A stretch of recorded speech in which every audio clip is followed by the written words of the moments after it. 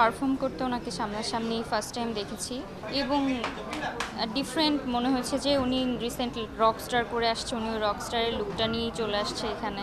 মানে একজন মানুষ কাজের প্রতি কতটা ডেডিকেটেড, আমাদের ওনাকে দেখে শেখার অনেক কিছু আছে। কারণ প্রত্যেকটা মানে মুভিতেই উনি নিজেকে পরিবর্তন করে আমাদের সামনে আনেন। এটা অনেক বড় একটা চ্যালেঞ্জিং বিষয়, যেটা আমার কাছে মনে হয় যে ওনার কাছে খুব সহজ। ভাইয়াকে সামনাসামনি কখনো এভাবে এত কাছ থেকে দেখা হয়নি।